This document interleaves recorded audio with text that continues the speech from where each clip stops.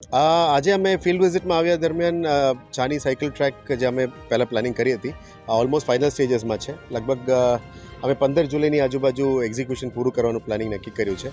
આપ જોઈ શકો છો, આ 2.2 કિલોમીટર લંબાઈ સાયકલ ટ્રેક છે. હજી પિગમેન્ટેશનનું કામ બાકી છે અને બોલેવાર્ડ્સ ઉપર રેડિયમ સ્ટીકર્સ લગાવવાની બાકી છે. થોડું સાઈડમાં ઝાડ વાવેતર, શ્રબ્સ અને લાઇટિંગનું બાકી છે.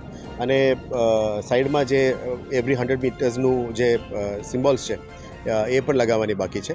સાથે સાથ બાજુમાં જે ખાસ છે એની પણ સફાઈ કરવાનું મેં નક્કી કર્યું છે. એટલે આજથી આ ખાસની સફાઈ પણ શરૂ કરી દેશું, જેથી કરીને ફ્યુચરમાં લોકો આવે અહીંયા વ્યવસ્થિત સવારે વોકિંગ કરી શકાય અને સાયકલિસ્ટ માટે એક નવું ડેડિકેટેડ ટ્રેક મળશે. ખાસ કરીને વિનંતી છે કે આની અંદર કંઈ દબાણ ના થાય એના માટે પણ મોનિટરિંગ માટે પણ સતત કોઈને નોર્થ ઝોનમાંથી ડેપ્યુટ કરીશું. અને આ જ કલ્પના કરીએ છીએ કે આવનારા દિવસોમાં વડોદરાના સાયકલિસ્ટ માટે પણ એક સારું જગ્યા મળે અને એક મોર્નિંગ વોકર્સ માટે પણ એક સરસ વોકિંગ ટ્રેક મળી શકે. અને નેક્સ્ટ ફેઝમાં વિશ્વામિત્રી ઉપર પણ વોકિંગ ટ્રેક, સાયકલિંગ ટ્રેકનું પ્લાનિંગ છે જ. એટલે આવનારા દિવસોમાં ધીરે પબ્લિક સ્પેસીસને ડેવલપ કરવા માટે અમે કટિબદ્ધ છે અને વોકર્સ અને સાયકલિસ્ટ માટે ડેડિકેટેડ ટ્રેક્સ પણ કરી આપવાના છે.